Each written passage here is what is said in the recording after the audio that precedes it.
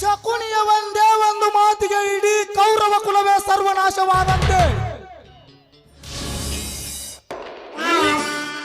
ಈ ನನ್ನ ಒಂದೇ ಒಂದು ಸವಾಲಿಗೆ ಸರ್ವನಾಶವಾಗುತ್ತಿದೆ ಆ ಬೀರನ ಕನಸು. ನಿತ್ಯ ನನ್ನ ಸೂಳೆಯಾಗಿ ಬದುಕುತ್ತಿದ್ದ ಆ ಲಾವಣ್ಯ ಎಂದು ನನ್ನ ತಂಗಿ ಎಂಬ ಹೆಸರಿನಿಂದ ಆ ಧರ್ಮರಾಜನ ಮನೆಯ ಸೊಸೆಯಾಗಿ ಆ ಶಶಿಧರನ ಕುಸುಮದ ಸತಿಯಾಗಿ ನಿನ್ನ ಮನೆ ಮನ ಸೇರಿ ಧರ್ಮ ತುಂಬಿದ ಧರ್ಮರಾಜನ ಮನೆಯನ್ನು ಮಸನ ಮಾಡಿ ಹಸನಾದ ನನ್ನವಳ ಕೈಯಿಂದಲೇ ನನ್ನೆಲ್ಲ ಕಾರ್ಯನ ಸಾಧಿಸಿಕೊಳ್ಳದಿದ್ದರೆ ನಾಡು ಮನೋಹರನೇ ಅಲ್ಲ.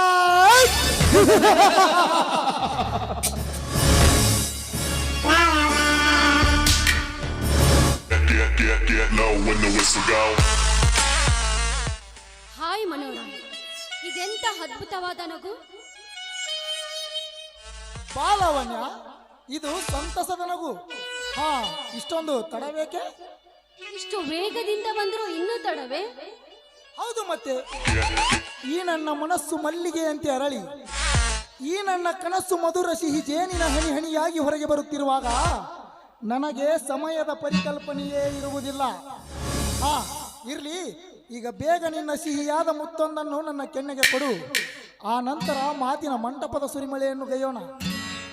ನಿತ್ಯ ಹತ್ತಿರ ಬಂದು ಸಿಹಿ ಮುತ್ತಿನ ಮಳೆಗರೆದರೂ ಈ ನಿಮ್ಮ ಪ್ರೇಮದ ತುತ್ತಿನ ಚೀಲ ತುಂಬುವುದೇ ಇಲ್ಲ ಮನೋಹರ.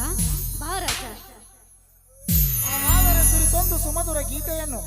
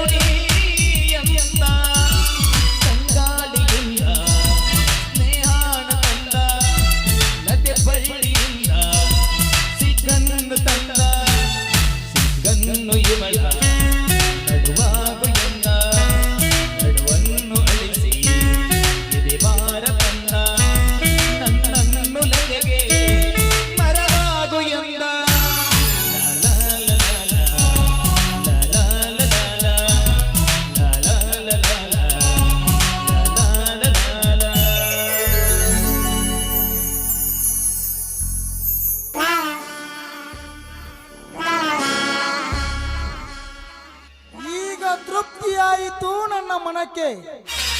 ನೀಗೈದ ನೃತ್ಯ ನೋಡಿ ಆ ನವಿಲು ಕೂಡ ನಾಚಿಕೊಂಡಿರಬೇಕು, ಆ ಕೋಗಿಲೆ ಮೌನವಾಗಿರಬೇಕು, ಅಲ್ಲವೇ ರಾಣಿ?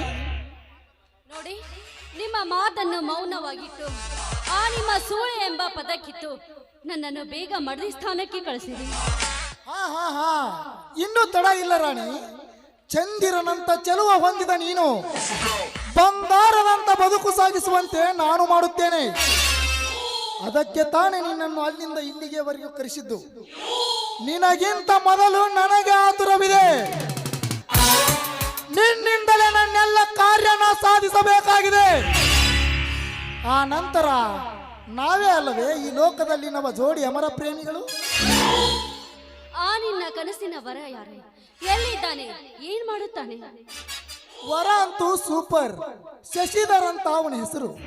ಸಬ್ ಇನ್ಸ್ಪೆಕ್ಟರ್ ಆಗಿ ಇದೇ ಊರಿನಲ್ಲಿ ಕೆಲಸ ಮಾಡ್ತಾ ಇದ್ದಾನೆ. ಅವನು ನನಗಿಂತಲೂ ನಿನಗೆ ಹೇಳಿ ಮಾಡಿಸಿದ ಮೂರ್ತಿ. ಈಗಾಗಲೇ ನಿನ್ನ ಸೌಂದರ್ಯದ ಪರಿಚಯ ಎಲ್ಲವನ್ನು ಅವನಿಗೆ ತಿಳಿಸಿ ಹೇಳಿದ್ದೇನೆ. ಈಗಾಗಲೇ ನನಗೆ ಮದುವೆಗೆ ಒಪ್ಪಿಗೆಯನ್ನು ಸೂಚಿಸಿ ತನ್ನ ಸಿದ್ಧತೆ ಎಲ್ಲವನ್ನೂ ಕೂಡ ಮಾಡಿಕೊಂಡಿದ್ದಾನೆ. ಹೌದು, ಅವನೇ ಇನ್ಸ್ಪೆಕ್ಟರ್ ಇದ್ದಾಗ ನೀವು ಮಾಡುತ್ತಿರುವ ಕಾರ್ಯ ನಾನು ಮಾಡುತ್ತಿರುವ ಕಾರ್ಯ ನೆರವೇರಬಹುದೇ? ಇಲ್ಲ, ಬಹುಶಃ ಮುಂದೆ ಹಳಿ ತಪ್ಪಿದ ರೈಲಾಗಬಾರ್ದು. ಚೆನ್ನಾಗಿ ಯೋಚನೆ ಮಾಡ್ರಿ.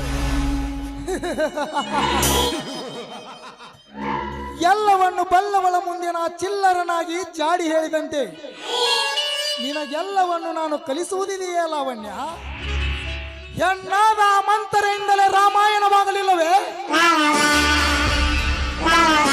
ಕಣ್ಣಿಲ್ಲದ ಧೃತರಾಷ್ಟ್ರನಿಂದಲೇ ಮಹಾಭಾರತದ ರಾಜ್ಯಭಾರ ನಡೆಯಲಿಲ್ಲವೇ? ಅಷ್ಟೇ ಯಾಕೆ ಕಾಲಿಲ್ಲದ ಹೆಳವ ಆ ವರುಣ ದೇವನಿಂದಲೇ ಆ ಸೂರ್ಯ ದೇವನ ರಥ ಓಡಲಿಲ್ಲವೇ? ಇಷ್ಟೆಲ್ಲ ನಿದರ್ಶನ ನಿನ್ನ ಕಣ್ಣು ಮುಂದೆ ಇದ್ದರೂ ಕೂಡ ನಿನಗೆ ಹೇಳಿಕೊಡಬೇಕೆ? ಆದರೂ ಮಹಿಷಾಸುರನನ್ನು ಕೊಲ್ಲಲು ಆ ಹರಿಹರ ಬ್ರಹ್ಮರ ಶಕ್ತಿ ಆ ದೇವತೆ ಪಡೆದುಕೊಂಡಳು ಅಲ್ಲವೇ? ತಕ್ಕ ಉತ್ತರ ಆಗಲಿ. ಈ ನಿನ್ನ ಮೋಹದ ಬಲಿಗೆ ಧರ್ಮರಾಜ ಬೀರನನ್ನು ಕೆಡವಿ ಕೈ ಹಿಡಿದ ನಿನ್ನ ಗಂಡನಿಂದಲೇ ಅವರನ್ನು ಬೀದಿ ಪಾಲಾಗಿಸಿ ಆ ವರಲಕ್ಷ್ಮಿಯನ್ನು ಯಾವ ಕೆಸರಿನ ಕಮಲದ ಮೇಲೆಯೂ ಕೂಡದ ಹಾಗೆ ನೀನು ಮಾಡಿ ತೋರಿಸು. ಮುಂದಿನ ಹಂತದ ಕಂತೆಯನ್ನು ನಾನು ನಿನಗೆ ಸರಿಯಾಗಿ ಹೇಳಿಕೊಡುವೆ. ಬಾ, ಈಗ ಮತ್ತೆ ಹಾಡಿ ಕುಣಿದು ನಿನ್ನ ಮದುವೆಯ ಮಂಟಪಕ್ಕೆ ಹೋಗೋಣ.